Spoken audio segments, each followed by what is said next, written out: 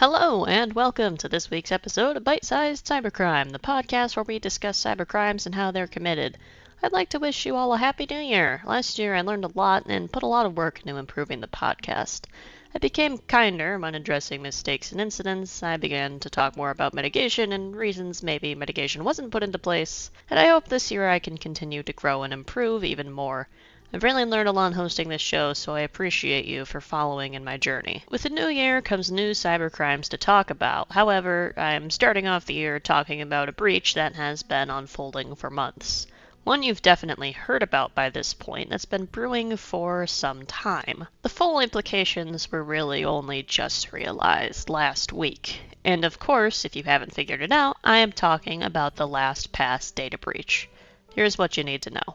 Lastpass is a popular password manager, and it allows you to store all your passwords in a digital vault which is protected by a master password. The master password is also responsible for encrypting your passwords as it generates an encryption key. Lastpass can also be used to generate secure passwords for you and can store payment details as well as autofill your credentials. This allows you to make longer, stronger passwords that are not very hard to enter, and it's a good model, and Lastpass is not the only password manager that does this. There's plenty of competitors, some of which include 1Password, which I will be talking about later, and Bitwarden.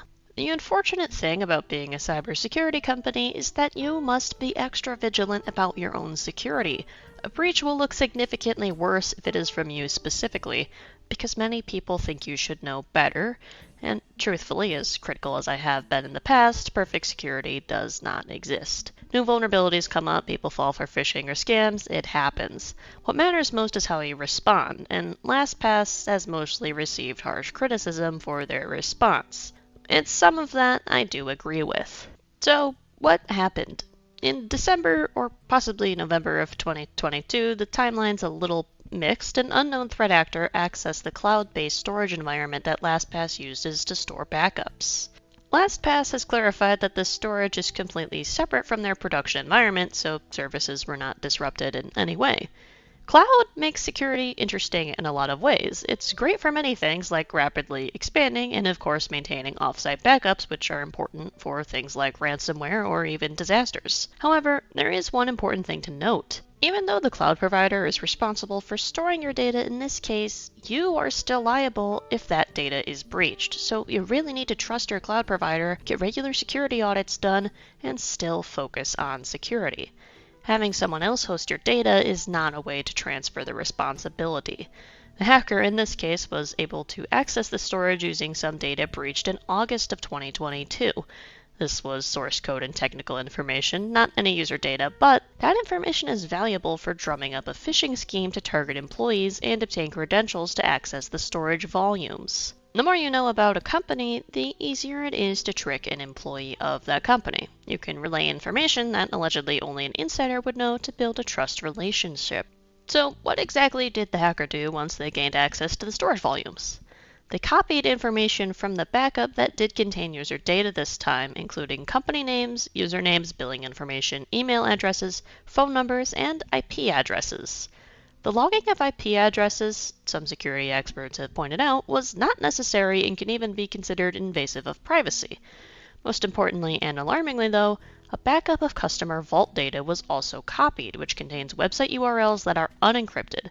Leaving any of this data unencrypted is a very bad idea in my opinion, as it allows threat actors a giant list of websites people have accounts with to target. If you know I have an account with Twitter, you know I am more likely to be alerted by a phishing email that looks like it's from Twitter. And if I don't have a Facebook, why would you bother sending me a phishing email from Facebook? Of course, usernames, passwords, and other form data were in this breach, but were encrypted this time. According to LastPass, these fields are encrypted by 256-bit AES. This is the strongest form of AES, so good job for that one, LastPass. And like mentioned earlier, the key is generated from a master password created by the user. This master password is not stored by LastPass, so it cannot be uncovered directly. As far as LastPass is aware, no credit card data was touched, and it was apparently not even stored in this particular database. The billing information mentioned earlier was related to billing addresses and not necessarily credit card numbers. You may recall an episode I did on the LinkedIn data breach back in 2012, and I have a similar episode in progress about the 2019 Canva data breach. Encrypted passwords were released, and even though they were encrypted, they were still uncovered in the end. How? Well, it's simple. Once the encrypted message is out there, it can be decrypted, and the hacker has all the time in the world to guess the master password to decrypt the information. This is known as an offline attack. The data is downloaded to the hacker's device and does not require an internet connection to decrypt. It may take a very, very long time, but users with short, insecure master passwords that have previously been found in other data breaches will be most vulnerable. A Lastpass competitor called 1Password criticized claims made by Lastpass that your master password would take millions of years to crack. Lastpass has a character minimum of 12 for passwords, but length is not the only password factor to consider, as password 12345 is 13 characters and is not exactly the best password and would take approximately 1 second to crack. Don't get me wrong, the longer your password is, the harder it is to crack, but there's still long passwords that are easy to guess. I also think that phishing attacks are likely to occur since email addresses are known. If you ever receive an email from LastPass regarding this breach, be very, very wary before clicking on any links and never, ever reveal your master password. And since there's a giant list of URLs that LastPass users visit that's just out there now, I would be wary of any emails relating to passwords from pretty much any website. So what could have been done to prevent this? Training employees on phishing emails is always a good strategy, but that training doesn't always hold. And truthfully, anyone can be a victim of a scam. Even cybersecurity experts who aren't paying as much attention are still potentially victims. The best thing you can do to avoid phishing email scams is to read it slowly, carefully, and come back to it later. If you rush to answer right away, there's a good chance you're missing obvious signs of a scam. Besides user training, extra monitoring after the initial data breach probably also would have helped in detecting and stopping this breach before the data was exfiltrated, or at least during that exfiltration, so some of it could have been cut off. We don't know the exact timeline of events, but since LastPass was aware of the breach in August, many have pointed out that monitoring may not have been up to snuff considering the circumstances, especially when you consider the exfiltration of data takes a very, very long time with many opportunities to catch it. If you use LastPass, what can you do to avoid having your password stolen? Well, thankfully that's simple.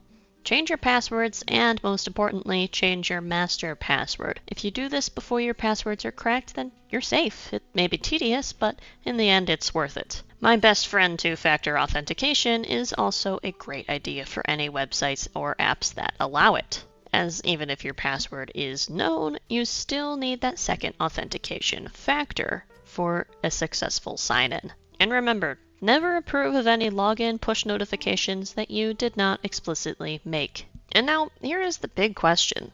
Can you trust LastPass and other password managers?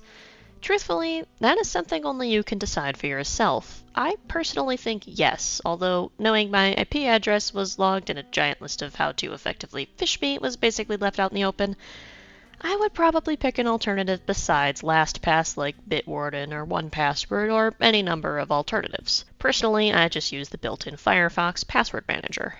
LastPass did not have the best response. A lot of mentions of cloud storage felt like shifting the blame, the timeline of events remains vague, and some user data was handled poorly. In the minds of the cybersecurity community and a more general audience, many changes will need to be made to gain back people's trust. Password managers may be a single point of weakness if your master password is uncovered, but I think the benefits of creating more secure passwords and managing them easier outweigh the cost. If you want a similar benefit but don't want your passwords in a central online database, security experts a decade ago would kill me for this, but write your passwords down. Don't post-it note them to your monitor or leave them laying out, but writing passwords, or even better, just parts of passwords, in a physical notebook that is locked up is a lot safer than having a weak password on the internet that anyone can try to crack at any time.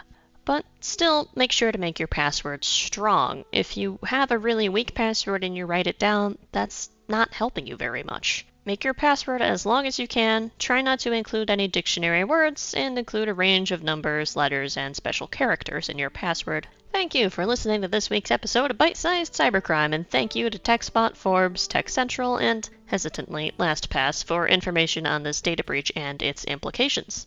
My name is Chloe Tonis, and until next time, change your password and have a secure new year. Stay secure.